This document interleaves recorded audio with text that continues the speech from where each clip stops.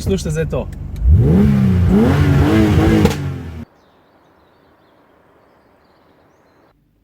Dobro jutro. Časa nimam veliko, tako da moram pohteti. Kartico imam, brez tega te ne spustijo nikamor. To je to, pičim. A veš, kaj sem še hotel povedati? V včerajšnjem vlogu pravzaprav v avtomobilu sploh nisem niti toliko povedal. Malo v bistvu o tem, kako se pelje. Tako da, če hočete zvedeti več, valjda veste, kam morate iti, ne? siol.net/avtomoto. No, zdaj pa, a ste pripravljeni na prizor, ki bi vsakega ta pravega BMW-jaša čist cezul? Nekaj jih pa je, a ne? In tale, ki je ravno kar pomežiknil, je pa danes sam moj. No, moj pa od Miloša, kolega novinarja. To se pravi 540i M Sport. Pa le kakšen rjav leder ima noter. Fajn. No pa da vidimo, kaj novega mi zna ponuditi bencinski motor. Poleg malo bogate zvočne kulise je nekaj gotovo, ne? Zadeva je precej bolj živahna. Na tak dober način. A veš, če imaš pač dober bencinski motor, pa ful dober dizelski motor, bo dober bencinski motor vedno zmagal. To je v moji knjigi tako napisano, ne? Lahko da je v vaši drugač, ne biti hudi name, če ste slučajno kakšni ful hudi dizel laverji, ampak tole čist druga zgodba kot včeraj. Ta avto se res dobro pele, mislim, brez jebancija, no. A je pa še nekaj sem pozabil povedati. Vsi tisti, ki zelo dobro poznate BMW, tudi točno veste, kaj je Hofmeister King. To je tale zadeva, poglej. Pismo, ne vem, če se dobro vidi tukaj, no, ampak BMW ga je v primerjavi s prejšnjo generacijo mal nadgradil, a veš, ne konča se v bistvu tukaj, ampak se tukaj, vidiš, karoserija posnema obliko Hofmeister Kinga in potem tole gubo pele čist do sprednjega dela avtomobila. Pa še ena stvar čist na hiter, ne? Tale zaslon vmesnika je zdaj prosto stoječ. Vidiš, kako izgleda? In to pomeni, da je BMW oblikovalski oddelek, kar se kabine tiče, lahko armaturno ploščo ful lepš spustil, ne? Zato, ker ta zaslon ni integriran noter, ne rabi zdaj toliko visoka. In vse skupaj deluje tako, nekako bolj zračno, pa tudi se mi zdi, da tudi malo bolj športno. Takle, kaj sem najdel, tega nam po včeraj niso pokazali. Ok, BMW, kva je zdaj to? Kje je bil ta avto včeraj, ko sem probal rezervirati nekaj podobnega, pa sem dobil samo prvo generacijo?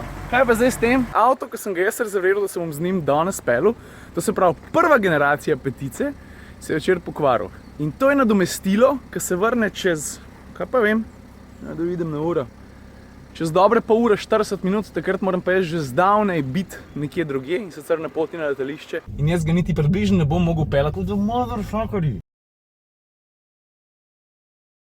Veš kaj je, fuck it, jaz sem čist nepripravljen. Kar bo prišlo iz mojih ust, bo prišlo iz mojih ust. Pa pejmo. Ročni 5-stopenjski menjalnik. Hodi razmeroma dolgi, ampak ročica menjalnika ful dobro teče. Volan je ogromen, 4 krake ima. Krmiljenje je na sredini dost mrtvo, ampak polka pa enkrat zagrab, pa avto zapele v zavoj. Je pa predvsem... ravno kar sem zapelil čez ležečega policaja, unga ta trdovratnega, ta plastičnega čezoskega in avto ful dobro blaži. Ne se ti je. Mislim, tega pa res nisem pričakoval, no. Ta prvo rondo, malo pogasil, opa. Takoj čutiš, kako zadnja kolesa zdrsnejo, zato ker tukajle pri hotelu je asfalt razmeroma gladek. Shit. Vsi doma sem mogel dati opposite lock, glih toliko je avto rekel, ej, jaz bi še rad pošrek. Ful je dober, zato ker ga lahko zelo natančno plasiram v ovink in zdaj ga pelem, ne bom rekel razgrajaško, ampak razmeroma športno. Pa je res tak, prav mi, Ciril, ti kar daj še, jaz lahko to pohendlam, ni problema. In to je to, točen 8-9 minut sem ga lahko pelil, zdaj so na vrsti že drugi, kratko ali sladko. Jaz sem na tem, ker je ta avto pokazal, ki je pa ne vse zadnje, že ima par let pod sabo. Ne moram reči, da sem navdušen, ampak sem pa ful presenečen, no. A veš, je res tako, da ko peleš en starejši avto, enega modela, ki ga ti poznaš kot izključno sodobnega, zelo hitro dojamaš, da tudi ta v sebi skriva del tistega športnega DNA, zaradi katerega je BMW 5 danes sploh takšen, kot je. To sem pa tako lepo povedal, sem kar ponosen sam nase. Shit, uveram promet. Sorry. Folk, to je BMW M535i. Na hitro par osnov, 218 konjev, 6-valjnik, 5-stopenjski ročni menjalnik, pa ta prva je na dol, pa kaj še? Letnik 81, pa končna hitrost tam je 220 km/h. Takoj povem, da je bočna opora, poglejte sedeže, bistveno boljša, kot pri tistem trdečmu, ki sem ga belil malo prej. Ok, gremo se pelat. Ta avto pa tudi glede na sodobne standarde kar dobro potegne. Mislim, resno. Svišen gas, joj, koliko je odziven motor, pa to ni res.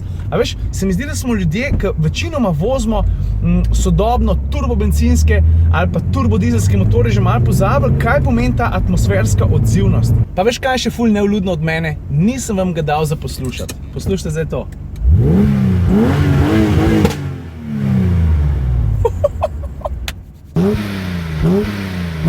Pa še enkrat.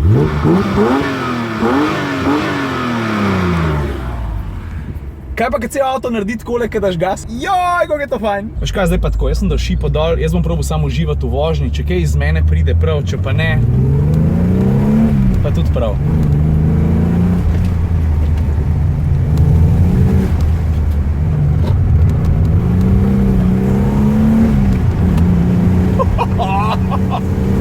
Noro, ej! Omejitev. Dobar je, konc omejitve.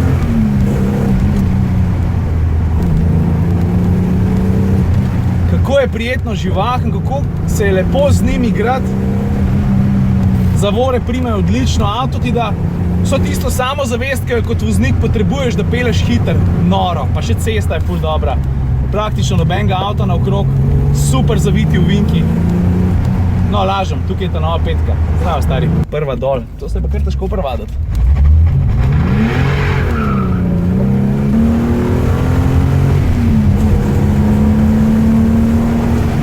A sem lahko čisto iskren? Jaz mislim, da s tem avtom uživam še malo bolj, kot sta novim, no. Res, ne lažem, presežem.